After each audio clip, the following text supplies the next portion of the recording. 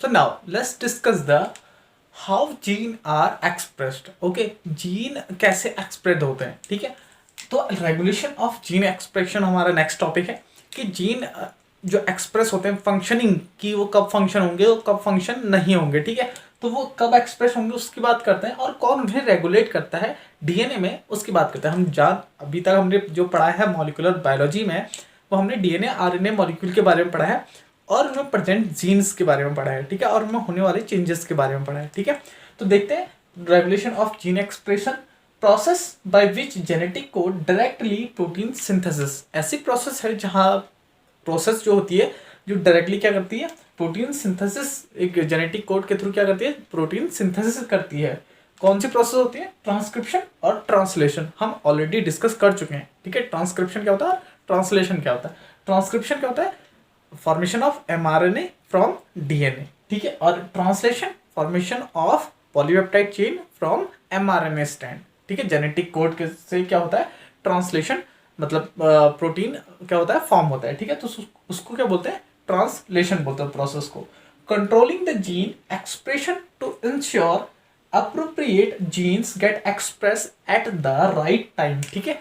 ऐसे जीन जो in process में क्या होते हैं, एक्सप्रेस होते हैं, एक राइट टाइम पे क्या होता है, एक्सप्रेस होते हैं और वो फंक्शनिंग करते हैं, ठीक है। तो उसको हम बोलते हैं जीन एक्सप्रेशन। वो जीन कौन कौन से इन्वॉल्व होते हैं, उस जीन की बात करते हुए gene expression can be regulated at any of these stages, ठीक है। जीन एक्सप्रेशन, जो जीन को जो एक्सप्रेशन का, या फिर वो एक्सप्रेस होंगे या फिर वो एक्सप्रेस नहीं होंगे, कब वो एक्सप्रेस होंगे कब वो एक्सप्रेस नहीं होंगे, तो हम रेगुलेट कहाँ पे कर सकते हैं, इन दोनों स्टेजेस में ही हम उनको रेगुलेट कर सकते हैं, ट्रांसक्रिप्शन में भी और ट्रांसलेशन में भी, ठीक है।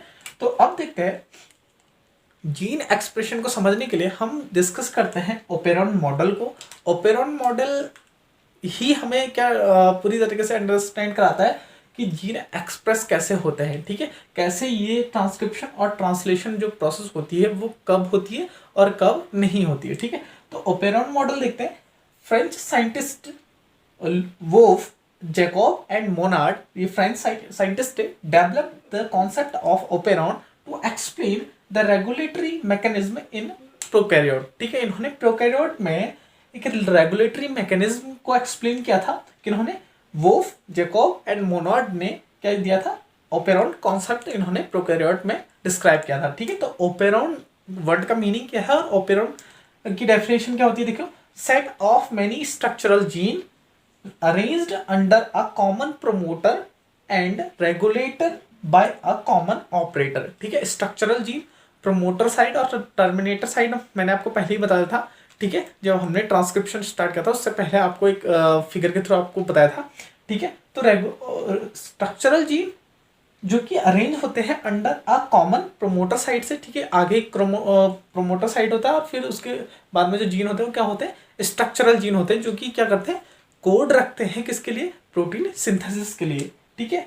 And regulate by a common operator, ये सब किससे रेगुलेट होते हैं, एक कॉमन ऑपरेटर जीन से रेगुलेट होते हैं। तो इस पूरे सेट को हम क्या बोलते हैं, ओपेरॉन बोलते हैं, ठीक है, ओपेरॉन सिस्टम बोलते हैं, ठीक है। अब यहाँ पे प्रोमोटर हम डिस्कस कर चुके हैं, प्रोमोटर हमने बात करी थी पहले।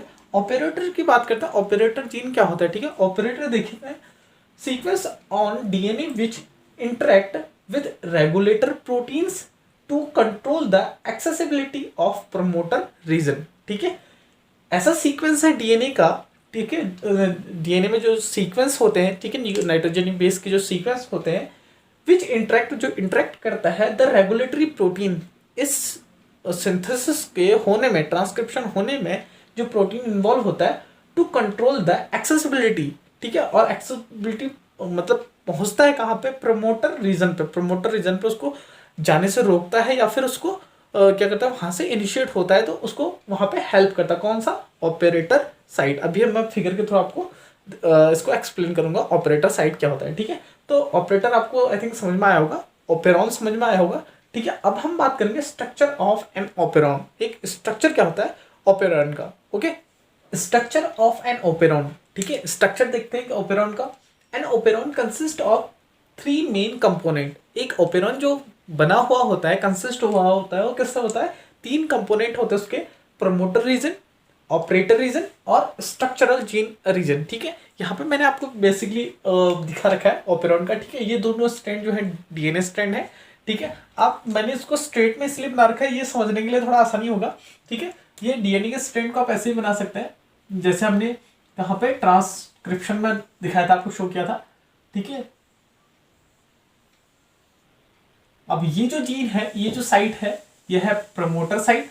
ये जो साइट है, यहाँ पे जो जीन का सीक्वेंस होगा ये होगा ऑपरेटर साइट, और ये जो जीन साइट होंगे ये होंगे स्ट्रक्चरल जीन साइट। ठीक है, और यहाँ पे एक जीन साइट होगा जिसको हम बोलते हैं I for regulator gene site. ठीक है, तो देखते हैं वन बाय वन इनके थ्री मेन कंपोनेंट के बारे में। फर्स्ट प्रमोटर देखते हैं। प्रमोटर आपको दिख रहा होगा पी साइट कौन सा है? Promoter site. यहाँ पे जीन का जो सीक्वेंस होगा प्रमोटर साइट है। हमने ट्रांसक्रिप्शन में बात की थी। ठीक है, तो इनिशिएट ट्रांसक्रिप्शन क्या इनिशिएट करता है? ट्रांसक्रिप्शन प्रोसेस को इनिशिएट करता है। Allow mRNA polymerase to bind with it. ठीक है, क्या अलाउ करता है? यहाँ पे इस साइट पे हमने ट्रांसक्रिप्शन पे पढ़ा था, आरएनए पॉलीमरेज आकर के क्या हो रहा था? बाइंड हो रहा था। कहाँ पे? प्रमोटर रीजन पे। ठीक है, तो decide which gene to participate in mRNA synthesis, और ये डिसाइड करता है कि कौन सा जीन जो होगा वो mRNA सिंथेसिस में पार्टिसिपेट करेगा। ठीक है, प्रमोटर रीजन, ये वाला रीजन। ठीक है, तो एक कंपोनेंट क्या हुआ? प्रमोटर रीजन हुआ। नेक्स्ट रीजन कौन सा? ऑपरेटर रीजन है। ऑपरेटर ओशिश होकर रखा है। ठीक है, उसके बाद वाला जो जीन का सीक्वेंस होगा वो ऑपरेटर रीजन होगा। Segment between promoter and structural gene, बीच वाला सेगमेंट कंटिन्यूअस सेगमेंट होगा। ठीक है, फर्स्ट प्रमोटर, देन उसके बाद में ऑपरेटर एंड फिर स्ट्रक्चरल। तो स्ट्रक्चरल और प्रमोटर के बीच वाला जो सीक्वेंस है, जीन का सेगमेंट है, वो क्या होगा? ऑपरेटर रीजन होगा। ठीक है, रेगुलेटरी प्रोटीन बाइंड हेयर, यहाँ पे एक रेगुलेटरी प्रोटीन जो होगा वो बाइंड होगा कि आगे को सिंथेसिस होगी या नहीं होगी। ठीक है, कहाँ पे बाइंड होगा? ऑपरेटर साइट बाइंड होगा। Capable of physically obstructing the function of RNA polymerase, ये कैपेबल करता है, कैपेबल होता है किसके लिए? आरएनए पॉलीमरेज के फंक्शनिंग के लिए, कि आरएनए पॉलीमरेज इसमें फंक्शन करेगा या आरएनए पॉलीमरेज फंक्शन नहीं करेगा। किसके लिए? सिंथेसिस के लिए। किसके? ट्रांसक्रिप्शन के लिए। ठीक है, नेक्स्ट देखते हैं structural gene, gene that R code for mRNA regulated by operon. ठीक है, ऐसे जीन जो कोड करते हैं, कोड होते हैं किसके लिए? mRNA सिंथेसिस फॉर्म करते हैं। ठीक है, यही क्या होता है? ट्रांसक्रिप्ट होता है, जिनकी वजह से क्या होती है? mRNA स्ट्रैंड फॉर्म होती है। ठीक है, तो स्ट्रक्चरल जीन क्या है? ऐसे जीन हैं जो कोड करते हैं किसको? mRNA को। mRNA सिंथेसिस फॉर्म करने के लिए क्या करते हैं? कोड करते हैं, उनको बोलते हैं स्ट्रक्चरल जीन, जो ट्रांसक्रिप्ट होते हैं। ठीक है, तो ये हमको एक ओपेरॉन सिस्टम को हम ऐसे शो कर सकते हैं जहाँ पे आपको promoter site, operator site, structural gene site यहाँ पे शो कर रखा है। ठीक है, आई जीन जो होता है उसको बोलते हैं रेगुलेटरी जीन। रेगुलेटरी जीन क्या करता है? एक इनिशिएट प्रोटीन क्या करता है? रिप्रेसर प्रोटीन को वहाँ पे रिलीज करता है आई जीन। ठीक है, वो अभी क्या होता है, अभी मैं आपको एक ओपेरॉन का एक लैक ओपेरॉन का कॉन्सेप्ट वहाँ पे डिस्कस करते हैं, उसमें आपको ये पूरा कॉन्सेप्ट और अच्छी तरीके से समझ में आ जाएगा। और यहाँ पे जो हमने डिस्कस किया वो करा एक ओपेरॉन मॉडल को। ठीक है, ओपेरॉन के स्ट्रक्चर को और कंपोनेंट्स क्या होते हैं एक ओपेरॉन सिस्टम के, उनको यहाँ पे डिस्कस किया। ठीक है, रेगुलेटरी प्रोटीन की बात करें थे हम अभी। रेगुलेटरी प्रोटीन देखो, रेगुलेटरी प्रोटीन कैन बी, दो टाइप का रेगुलेटरी प्रोटीन हो सकते हैं जो रेगुलेट करते हैं सिंथेसिस को।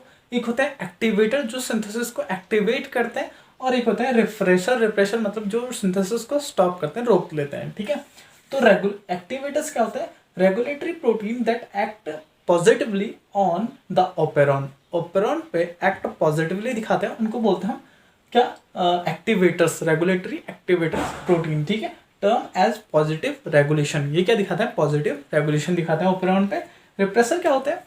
Regulatory protein that act negatively on the operon, negative act दिखाते हैं कहाँ पे? ओपेरॉन पे, तो इनको बोलते हैं टर्म एज नेगेटिव रेगुलेशन। इस टाइप के रेगुलेशन को हम क्या बोलते हैं? नेगेटिव रेगुलेशन बोलते हैं। ठीक है, तो regulatory protein are synthesized by the regulatory gene, I gene जो मैंने अभी डिनोट किया था पहले। ठीक है, तो रेगुलेटरी प्रोटीन कहाँ से सिंथेसाइज होते हैं? रेगुलेटरी जीन से सिंथेसाइज होते हैं, आई जीन से सिंथेसाइज होते हैं। ओके।